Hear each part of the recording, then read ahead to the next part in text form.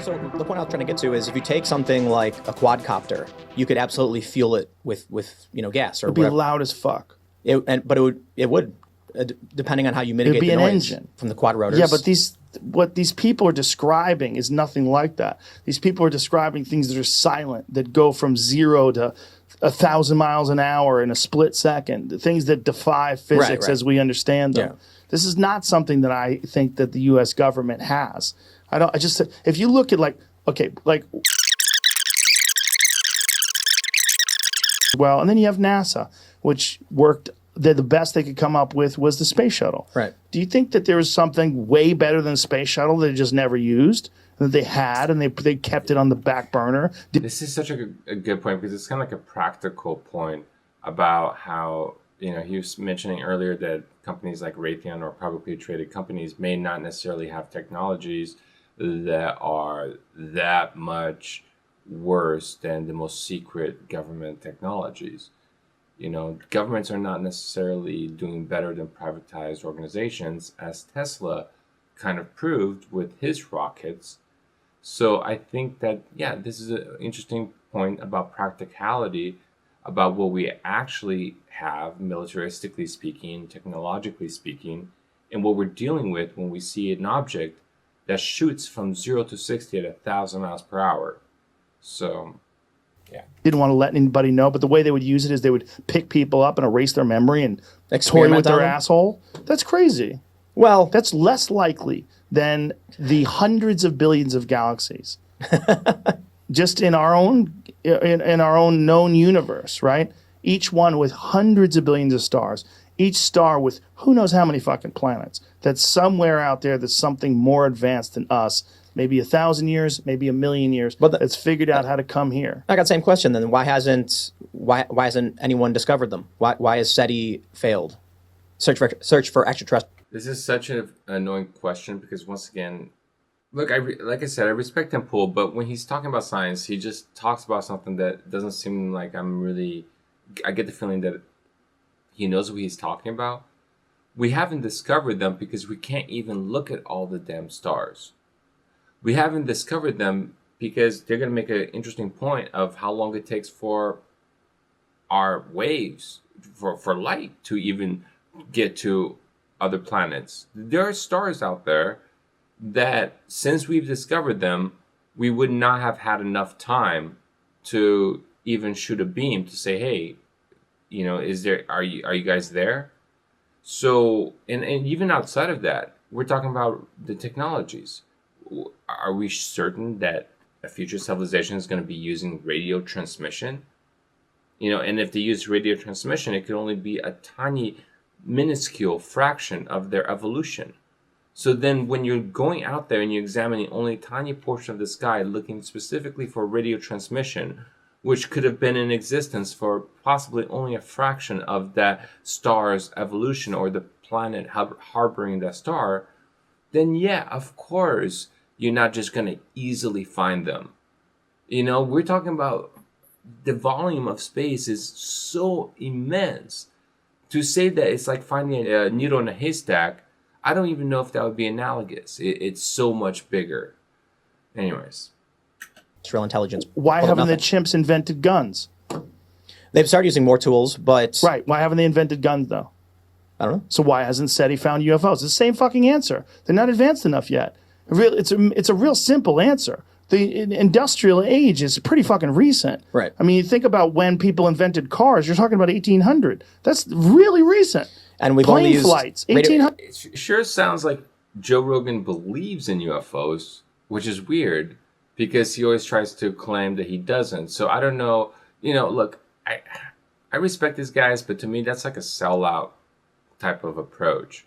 And I say sellout approach because it's like, oh, look, I'm the mature guy. Temple always grabs a shirt like this, and Joe Rogan's like, oh, no. See, I've gone through all the conspiracies, so I know it all, and I know that this conspiracy is just a process of my maturation. I've become more mature man.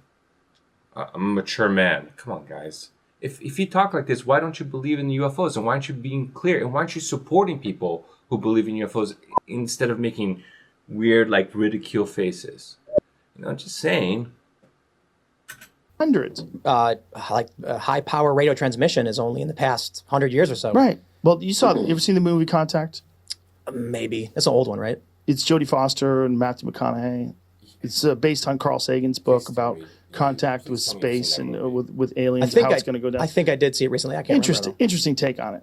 But the idea is that they've received the signal that we sent out way back, in the day, actually when the first broadcast signal was Hitler announcing the Olympic Games, the start of the Berlin Games. And this was the first signal they got. It was a really controversial moment in the movie, or controversy, in the plot, with that once they were trying to decipher the image that was being sent, they realized it was Hitler. Yeah. The first thing they see is a swastika. And they're like, what the fuck is this? They sent it back to us? And then they had to realize, oh, no, this is the first image that we sent out to space. They wouldn't be able to understand the political or historical context of this. And well, so I got there's a few issues I see in terms of aliens and Earth contact, right?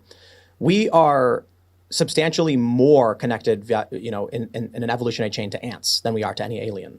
So Whoa. No, what?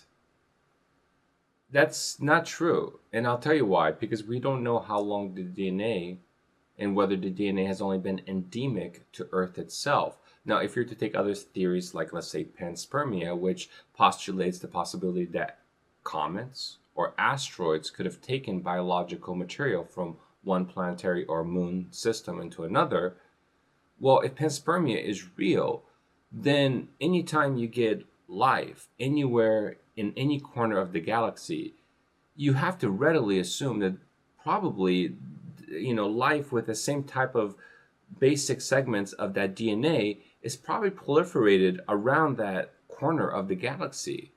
So to say that an ant is more closer to human, you would have to assume that the DNA that is present on Earth is present on Earth and only on Earth and nowhere else even remotely close to around us. But just based on the idea of panspermia, which has been postulated by Harvard scientists, if you just the presence of the idea alone makes it so that this assumption can't be true. The transformative genes leading from the consensus ancestral nautilus to the common cuttlefish to the squid and to the common octopuses, well, they're not easily to be found in any pre-existing life forms. Is it plausible then to suggest that they seem to be borrowed from a far distant future in terms of the terrestrial evolution, or more realistically, from the cosmos at large? Just the concepts of panspermia itself goes face in face against this idea that ants are closer to us than possibly a more intelligent being that might have some kind of DNA type of reflection, meaning we came from the same type of amino acids, the same type of DNA structure, the same type of symmetrical structuring that at some point might have evolved out of bacterium in some planetary system and then was ejected into other systems. We can't communicate with them for the most part. We kind of can. We understand how they communicate. But when an ant sees a superhighway, this is someone else's quote, they don't think twice. So it's possible there are aliens that have superhighways right above us. We can't tell what it is. Same as a dog doesn't understand other than stay away from it.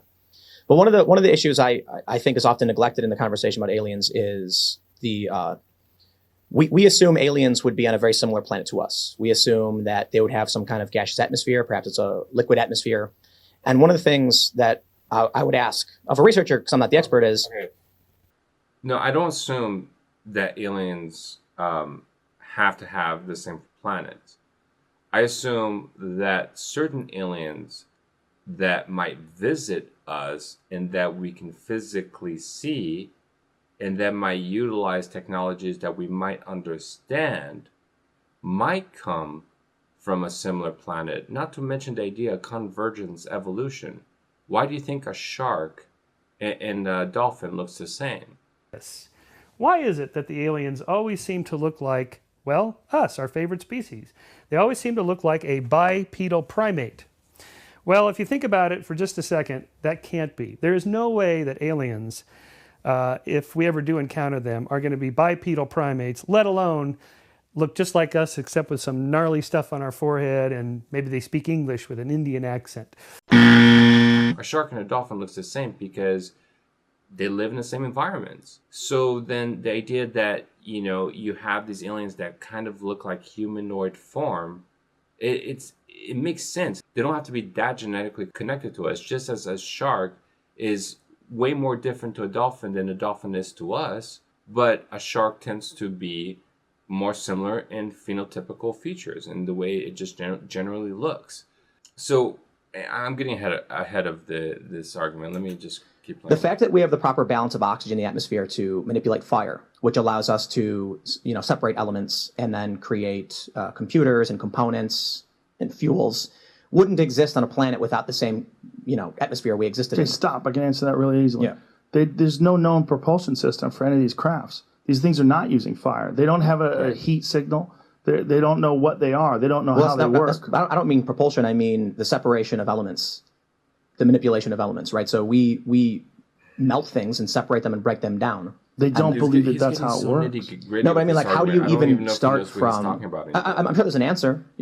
Let's say you have a species that lives on a planet with no oxygen and has no access to fire. What energy, what dense energy source do they have that will allow them to manipulate matter? Do you know the Bob Lazar story? I do. Yeah. Well, one of the things that he talked about when he first stopped working for Area S4 and the government was tapping his phones, and there's a lot that can be documented about him. There's a lot that can't be. But one of the things that he talked about was a thing called element 115. Right. That element 115 is this insanely dense element that they use to bend gravity.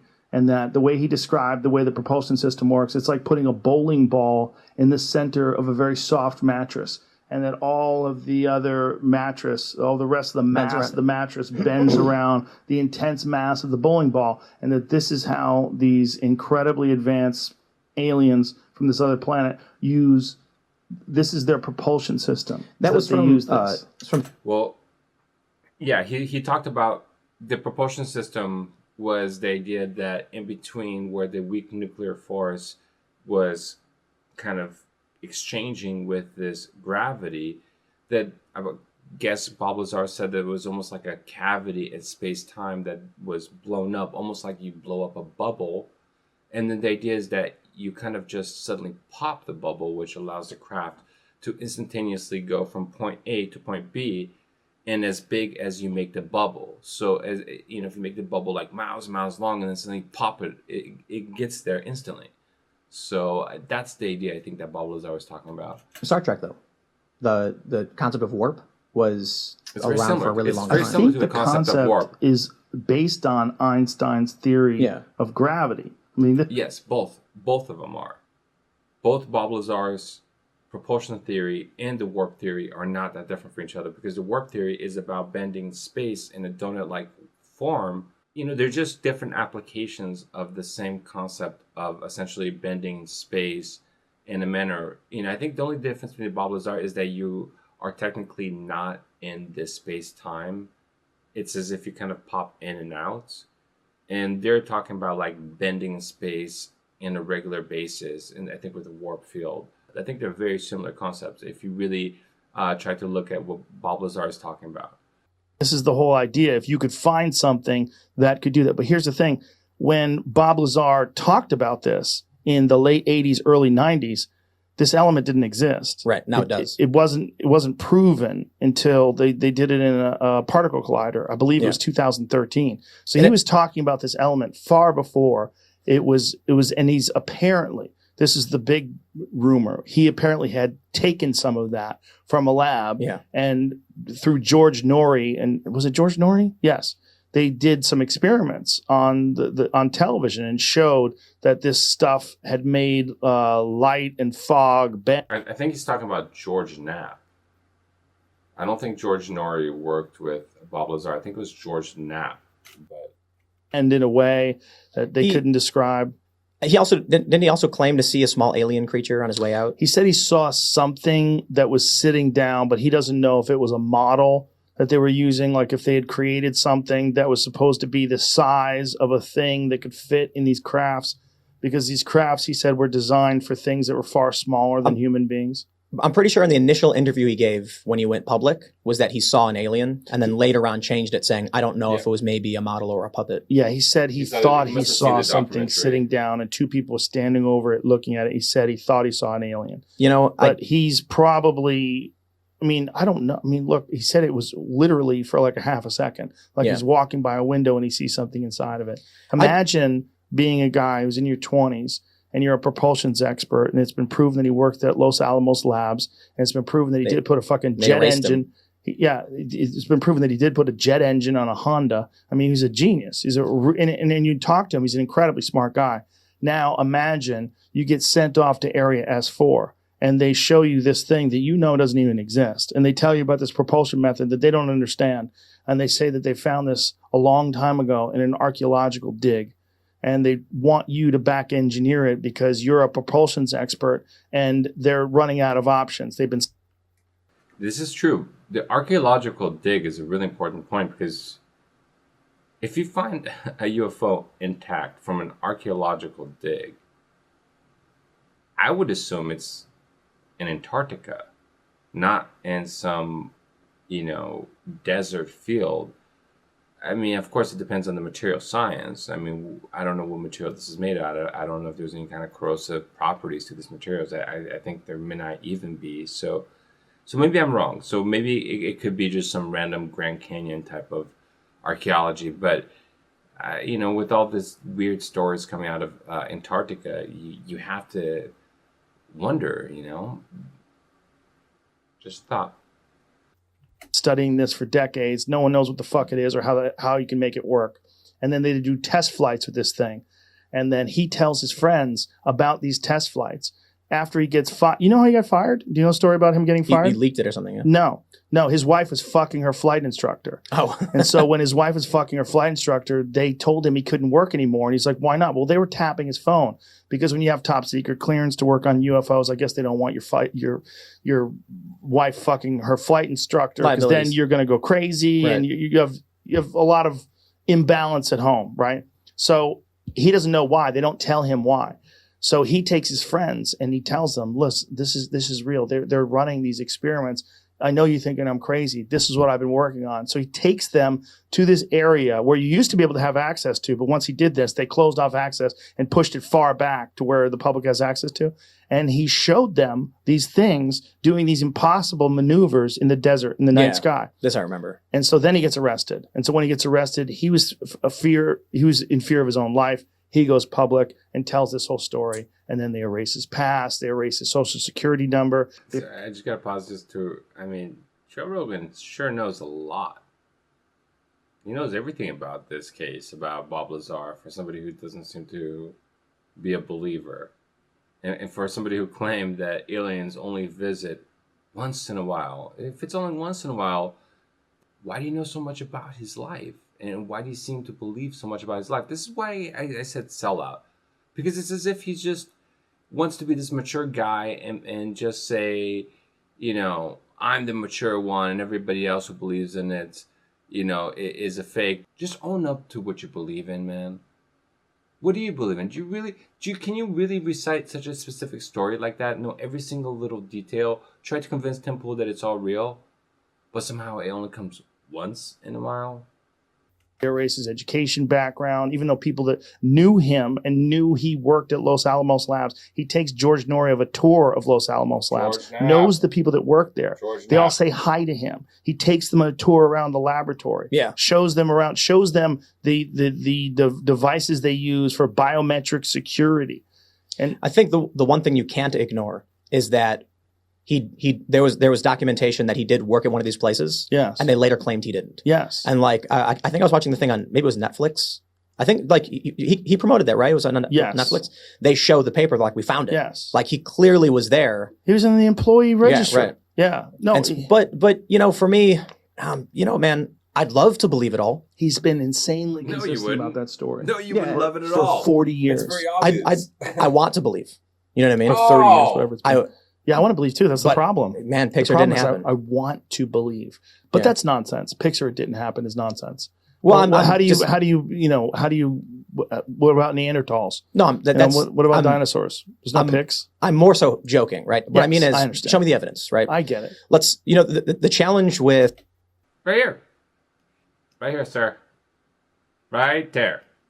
Punching a hole through a cloud from an alien abduction victim who has sent all kinds of other images. I forensically photo verified this one, so I know it came straight out of his camera. And he particularly didn't even point out the object. It was something that through my Photoshop, because I manage a photo studio, I just went, zoomed in, did all my little tricks. There it is. You don't like this evidence? You think it's fake? All right, fine. I can show you hundreds of other ones. Maybe thousands. I don't know. Maybe not from me personally, but they're out there. I've personally looked at a lot of collaborating evidence. Let's put it that way. Am I getting a little too angry? Sorry. Okay, let's just let's just finish this here. We're almost done. Inez, show me the evidence, right? I get it. Let's, the challenge with any theory, I don't like saying conspiracy theory because they're not always conspiracies, is that people want something to be true. And so they end up looking for things to justify what they think it already is. Of course. Instead of starting with what you've got and trying to figure out where it goes from there. But when you start with... Or there's the opposite, where you claim you want to believe, but despite being shown all kinds of different evidence, stories about Bob Lazar, the Pentagon literally saying that these things are real, you don't believe.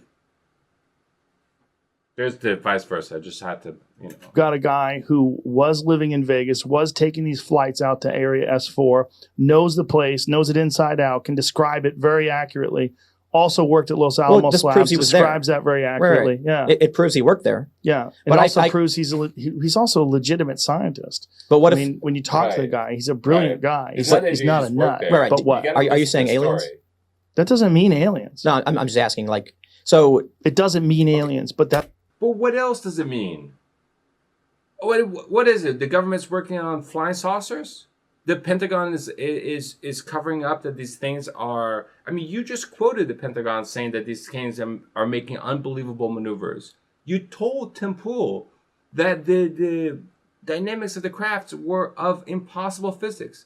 So if this scientist who worked at S4, and you're telling me for certain that he worked at S4, if he's saying without a doubt that this happened and that he was able to show not George Nuri, but George Knapp, actual footage that is real footage, then what else are they?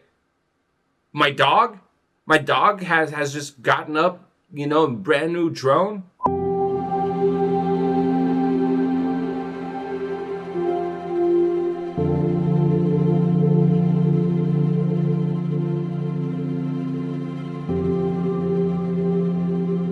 Come on, man. This is ridiculous. There's so much cognitive dissonance here.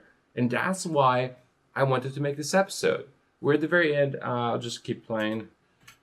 That's what he was told. Right. What he was told is this is something that has come from somewhere else. And they're trying to figure out how to work it, how to use it. What if we're in a simulation and this was something that was leftover code or it, wasn't supposed to... If this is a simulation, then those would be other characters in a simulation. It would still be interesting to know that there are other characters in the simulation, sir. Sorry.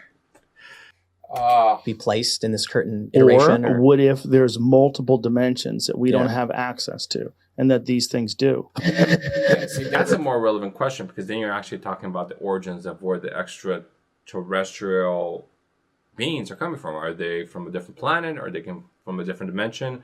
The simulation question is just like cover up semantics, like scapegoat. Let's talk about how people just want to believe, but in being presented all this evidence, I myself will not believe. Anyways, I'm going to end it off by saying that I would not make this episode if I didn't watch these guys all the time. I really respect Joe Rogan, really respect Tim Pool.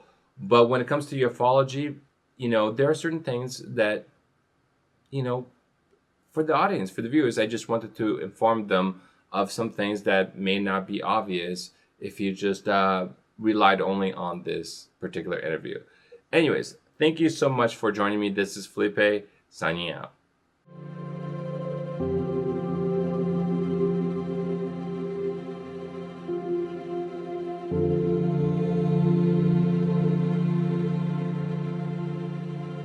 you.